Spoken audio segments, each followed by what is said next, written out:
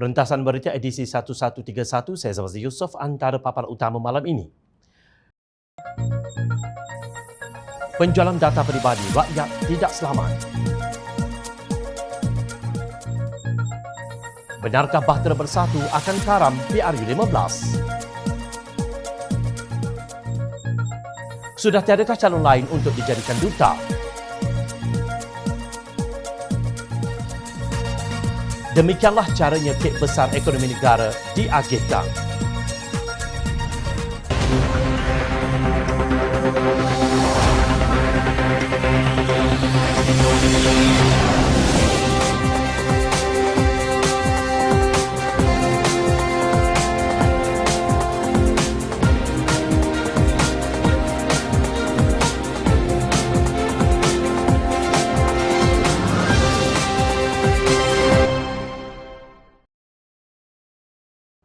Assalamualaikum dan salam sejahtera.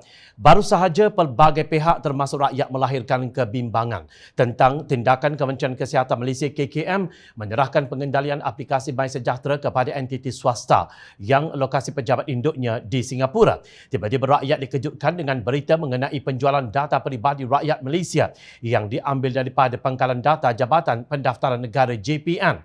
Pengarah Jabatan Siasatan Jenayah Komersial Polis Diraja Malaysia JSJK Bukit Aman, Datuk Muhammad Kamaruddin Makdin berkata pihaknya turut menerima satu laporan berkaitan dakwaan tersebut. Siasatan sedang dilakukan bagi menentukan kesahihan dakwaan berkenaan dan polis memberi jaminan siasatan sewajarnya akan dilaksanakan bagi memastikan isu tersebut dapat ditangani segera, katanya dalam kenyataan lapor bernama. Sementara itu, Menteri Dalam Negeri Datuk Seri Hamzah Zainuddin menafikan dakwaan penjualan 22.5 juta data peribadi itu dari JPN. Beberapa laman sesawang teknologi antaranya amends.my, soyacincau.com dan loyat.net melaporkan pihak yang mendakwa mempunyai butiran 22.5 juta rakyat Malaysia yang dicuri dari JPN merupakan kumpulan penggodam sama yang telah menjual butiran peribadi seramai 4 juta rakyat Malaysia di pasaran gelap pada tahun lalu.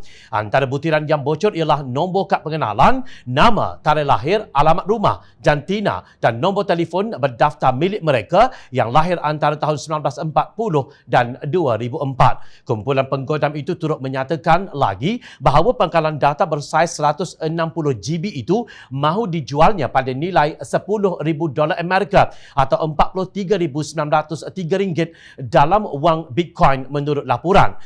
Sebelum itu, penjual sama dilaporkan menyiarkan tawaran untuk menjual pangkalan data yang didakwa mengandungi maklumat 802,259 rakyat Malaysia yang diperoleh daripada laman web Suruhanjaya Pilihan Raya SPR. Maknanya kegiatan ini berulang beberapa kali tanpa tindakan tuntas daripada pihak berkuasa untuk menanganinya. Sampai bila rakyat Malaysia harus dikepung dengan ketakutan bahawa bila-bila masa telefon anda akan berbunyi, kononnya panggilan daripada lembaga hasil dalam negeri atau pihak bank bahawa anda mempunyai cukai tertunggak sekian banyak atau hutang sekian banyak. Sampai bila gangguan kepada kedamaian hidup rakyat dan berterusan tanpa jaminan keselamatan. Skamer bermaharajalela seolah-olah negara ini tidak ada pihak yang boleh membanteras kegiatan jahat mereka. Bernama juga memetik Hamzah sebagai berkata, semua individu yang terlibat dengan kegiatan penjualan data peribadi ini akan dipanggil bagi membantu siasatan dan hasil siasatan penuh akan dimaklumkan tidak lama lagi. Apa maksud Hamzah dengan kenyataan ini? Apakah penjual data peribadi seperti yang beliau nyatakan akan dipanggil itu sebenarnya sudah dikenal pasti? Adakah penyangat ini cuma akan dipanggil untuk membantu siasatan tetapi kini masih bebas untuk meneruskan kegiatan jahat mereka? Tidakkah kita mempunyai undang-undang untuk melindungi hak keselamatan data peribadi? PDRM meminta rakyat supaya tidak membuat spekulasi. Namun dengan data peribadi dikatakan dipegang oleh penyangak yang kemungkinan lebih berleluasa lagi dengan penyerahan MySejahtera kepada entiti swasta, bagaimana rakyat mampu untuk berdiam diri? Selagi isu ini tidak diselesaikan dan penyangak yang menjual data peribadi itu tidak dibawa ke muka pengadilan, selagi itu rakyat akan merasa diri mereka tidak selamat. Inikah namanya keluarga Malaysia? Bahtera Parti Peribumi Bersatu Malaysia Bersatu mungkin akan tenggelam pada pilihan raya umum ke-15. Ia karam bukan kerana dibedil oleh musuhnya UMNO dan Pakatan Harapan, tetapi ia karam akibat perbuatan rakan-rakannya sendiri dalam Perikatan Nasional. Baru-baru ini Ketua Armada Bersatu Wan Ahmad Faisal Wan Ahmad Kamal menyatakan hasratnya untuk bertanding di kerusi Parlimen Bagan Serai pada pilihan raya umum ke-15. Namun kenyataan tersebut telah membuat pimpinan PAS kawasan Bagan Serai Perak sentap. Yang di-Pertua PAS kawasan tersebut, Abdul Aziz Abdul Majid berkata, tindakan Timbalan Menteri Perpaduan itu mengumumkan secara terbuka untuk bertanding di kerusi Parlimen Bagan Serai disifatkan tidak wajar, lapor Sinar Harian. Secara umumnya, PAS kawasan Bagan Serai tidak akan memberi laluan kepada Wan Ahmad Faisal disebabkan beliau turun tanpa mandat PN Negeri maupun PN Pusat untuk menyatakan beliau calon Bagan Serai. Kita tak terima beliau sebagai calon ahli Parlimen Bagan Serai, katanya seperti dipetik. Menurut Abdul Aziz, pihaknya sudah menyerahkan kertas cadangan untuk PAS bertanding di kerusi Parlimen Bagan Serai kepada Presiden parti itu, Tan Sri Abdul Hadi Awang. Cadangan itu berasaskan fakta-fakta kukuh kerana menurut mereka, PAS kawasan itu mempunyai bilangan jentera, cawangan yang lebih kuat dan banyak berbanding parti gabungan lain dalam Perikatan Nasional. Kita akan pastikan PAS bertanding kerana kebanyakan ahli dan penyokong mahukan PAS bertanding di kerusi tersebut dan mereka boleh menolak sesiapa sahaja calon bukan dari PAS. Ketika ini jentera kita sentiasa bergerak bertemu dengan masyarakat dan bukan menunggu pilihan raya umum semata-mata. Jentera kita juga mencukupi untuk melaksanakan tugas. Terdahulu Faisal berkata Parlimen Bagan Serai antara kerusi yang berpotensi untuk beliau bertanding selain di Kelantan. Parlimen Bagan Serai merupakan antara pilihan yang ada dalam senarai saya. Malah saya telah bergerak aktif selama hampir 2 tahun di lapangan bagi menyantuni masyarakat Bagan Serai ketika pandemik COVID-19, katanya seperti dipetik utusan online. Penyandang kerusi Parlimen Bagan Serai ketika ini ialah Datuk Dr. Nur Azmi Ghazali, salah seorang daripada katak politik UMNO yang melompat ke Bersatu selepas pilihan raya umum ke-14. Dalam perkembangan lain, Gabungan Parti Sarawak GPS menolak permintaan Bersatu bagi memberi laluan kepada calonnya bertanding kerusi Parlimen Sarawak pada pilihan raya umum akan datang. Pembantu kepada pengerusi GPS Tan Sri Abang Johari Openg, Fazruddin Abdul Rahman berkata GPS berpendirian teguh dan kekal tidak berkompromi dengan Bersatu dan akan bertanding di semua kerusi Parlimen di negeri itu. Ia bermakna permintaan Presiden Bersatu Tan Sri Mahyadin Mak Yassin untuk dipertimbangkan bertanding di kerusi Parlimen Sarawak telah dibaku sampah oleh GPS. Selain itu, Bersatu dijangka menemui laluan sukar untuk bertanding di kawasan yang dianggap oleh PAS sebagai lokasi tradisinya di Terengganu, Kelantan dan juga Kedah. Di Selangor, Pesuruhjaya PAS Selangor, Datuk Dr. Ahmad Yunus Hairi dengan terus terang berkata PAS akan bekerjasama dengan UMNO. Penyapas ini selari dengan kenyataan pengerusi Badan Perhubungan UMNO Selangor, Tan Sri Noh Omar dipetik sebagai berkata pembahagian kerusi UMNO dan PAS Selangor telah dibincang secara dasar oleh kedua-dua parti itu di peringkat negeri sebelum tertubuhnya Perikatan Nasional. Kalau UMNO bertanding di Parlimen, Dewan Undangan Negeri kena ada PAS dan sebaliknya dan elak bertembung sama sendiri. Katanya seperti dipetik bernama. Demikian sikap parti politik yang main banyak kolam dalam senario politik yang kucalana ini. Justru di kawasan mana Bersatu hendak bertanding. Sikap PAS ini menunjukkan parti itu tak kisah jika Bahtera Bersatu karam pada pilihan raya umum ke-15 nanti. Rakyat yang prihatin wajar menolak parti politik yang tiada kesetiaan dan melanggar bahtera rakan mereka sendiri. Ketika ini, pelbagai pihak mempertikaikan pelantikan Ahli Parlimen Barisan Nasional Pasir Salak, Datuk Seri Tajuddin Abdul Rahman untuk memegang jawatan sebagai Duta Besar Malaysia ke Indonesia. Mereka juga berpendapat Indonesia dan Malaysia mempunyai hubungan diplomatik yang sangat baik dan tidak harus diletakkan dalam risiko dengan pelantikan Tajuddin. Bekas diplomat Datuk Nur Farida Muhammad Arifin menyifatkan pelantikan Tajuddin itu umpama satu malapetaka. Ia amat mengecewakan pegawai diplomatik. Peluang kerjaya kami untuk dinaikkan ke jawatan duta telah dilucutkan, katanya dipetik Free Malaysia Today. Menurut Nur Farida, kurang bijak apabila kerajaan melantik seseorang seperti Tajuddin yang sangat kurang berkaliber dan kemahiran diplomatik untuk jawatan itu. Sementara itu, Ahli Parlimen Pakatan Harapan Seputih Teresa Kok berpendapat pelantikan seorang ahli politik yang penuh kontroversi ini dengan perangainya yang kurang senonoh bukan sahaja menimbulkan persoalan tentang kriteria pelantikan duta tetapi juga sikap beliau berkemungkinan merosakkan hubungan di antara Malaysia dan Indonesia. Beliau amat bersetuju dengan bantahan Nur Farida terhadap pelantikan Tajuddin. Peranan duta dan pegawai diplomatik adalah sebagai jambatan di antara Malaysia dan negara-negara yang mempunyai hubungan diplomatik dengan negara kita. Teresa berkata latar belakang, sikap dan beberapa kenyataan kurang senonoh yang diutarakan oleh Tajuddin menunjukkan beliau bukan calon yang sesuai untuk memegang jawatan diplomatik bagi mewakili Malaysia di Indonesia. Kenyataan beliau yang kontroversi seperti mengejek nama keluarga saya di Dewan Rakyat pada tahun 2016.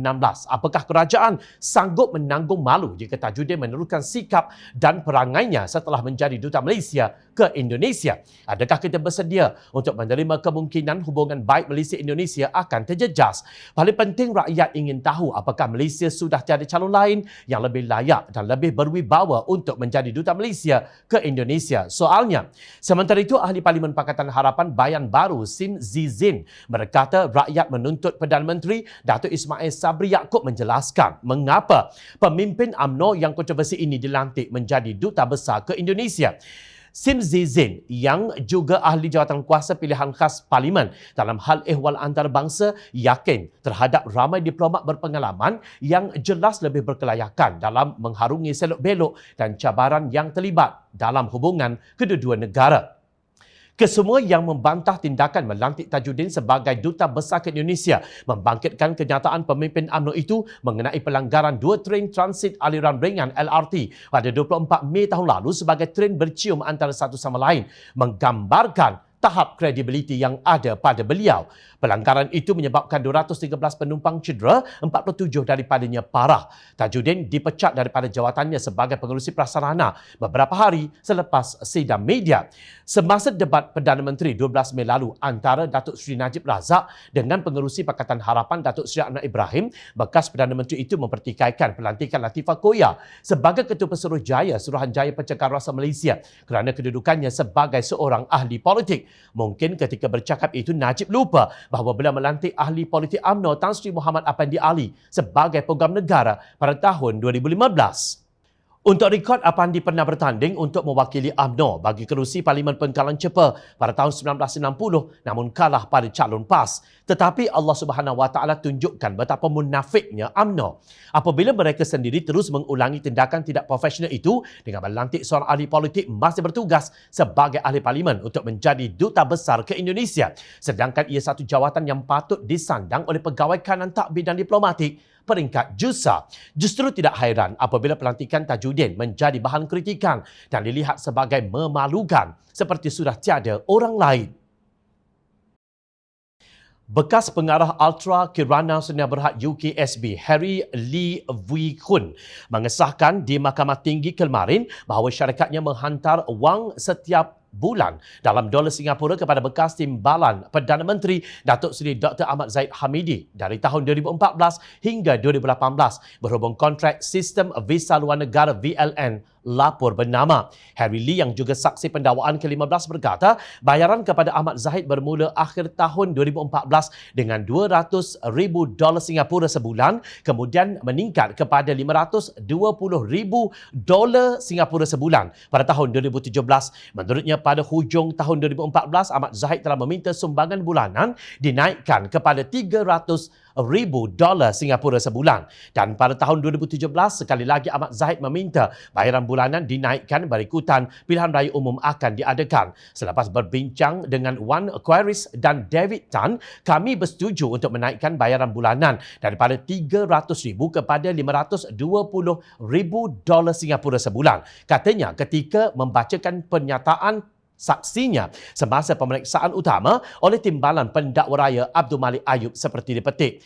Harry Lee menambah UKSB bersetuju dengan jumlah itu selepas Ahmad Zahid memaklumkan bahawa UMNO memerlukan bantuan keuangan. Dalam perbincangan kami bersetuju untuk membayar sejumlah RM10,000 bagi setiap bahagian iaitu lebih kurang 100 bahagian UMNO. Dan selepas pengiraan jumlah keseluruhan mencecah $520,000 Singapura sebulan jelasnya. Apabila ditanya dalam soalan tambahan oleh Timbalan Pendakwa Raya, Datuk Raja Rosella Raja Toran mengenai berapa kali beliau menghantar wang tunai dari tahun 2014 sehingga 2018, Harry Lee menjawab proses itu 70% dilakukan oleh saya 40 kali dalam tempoh 4 tahun. Bila menambah sepanjang 40 kali penghantaran yang dilakukan, Ahmad Zahid tidak pernah memulangkan wang itu. Selain itu, UKSB mendakwa pihaknya menaja Ahmad Zahid melancong ke luar negara sambutan ulang tahun isterinya dan juga Hari Raya. Sebelum ini, saksi pendakwaan ketiga, bekas Timbalan Setiausaha Bahagian Hal Ehwal Immigration Kementerian Dalam Negeri Siti Jalilah Abdul Manap memberitahu mahkamah bahawa Ahmad Zahid telah menyambung kontrak UKSB untuk projek VLN walaupun kontrak sedia ada masih berbaki 3 tahun lagi. Ahmad Zahid berdepan 33 pertuduhan menerima suapan berjumlah $13.56 juta Singapura daripada UKSB untuk dirinya selaku Menteri Dalam Negeri bagi melanjutkan kontrak syarikat itu sebagai pengendali perkhidmatan OSC di China dan sistem VLN serta mengekalkan kontrak perjanjian untuk membekalkan sistem bersepadu VLN kepada syarikat sama oleh KDN. Bagi 7 lagi pertuduhan, Ahmad Zahid didakwa sebagai Menteri Sama telah mendapatkan untuk dirinya wang tunai berjumlah $1.15 juta Singapura, 3 juta ringgit, 15,000 euro dan 15,000 dolar Amerika tanpa balasan daripada UKSB yang mempunyai kaitan dengan kerja rasmi beliau. Presiden UMNO itu didakwa melakukan semua kesalahan itu di Seri Satria, Presid 16 Putrajaya dan Country High Kajang antara Oktober 2014 dan Mac 2018. Inikah yang dimaksudkan sebagai membesarkan kek oleh bekas Perdana Menteri Datuk Seri Najib Razak dalam debatnya dengan pengerusi Pakatan Harapan Datuk Seri Anwar Ibrahim 12 Mei lalu, iaitu sebagai contoh membesarkan wang sumbangan UKSB kepada Ahmad Zahid daripada $200,000 Singapura sebulan kepada $520,000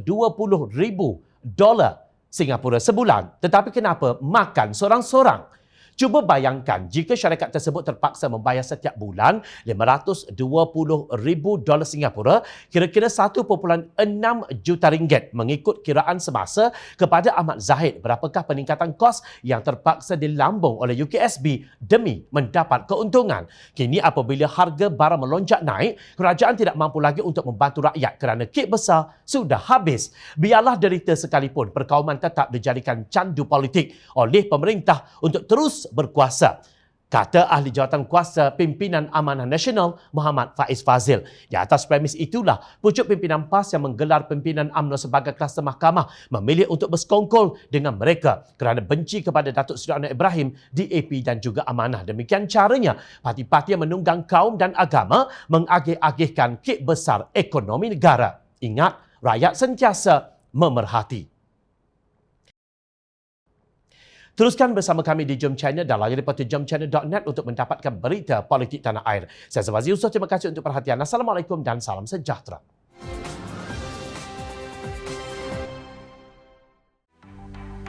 Mencari maklumat dan berita politik yang bebas, kupasan yang tepat, panas. Dapatkannya secara eksklusif hanya di Jom Channel. Komitmen kami, pentasan berita Isnin hingga Jumaat. Berbicara dan isu semasa, kami garapkan secara langsung. Panel-panel berkaliber dan profesional. Interaktif, pandangan anda kami raikan. Jangan lupa bersama kami di setiap hujung minggu dalam edisi khas mingguan. Jom Channel, moving forward, sharing a new experience.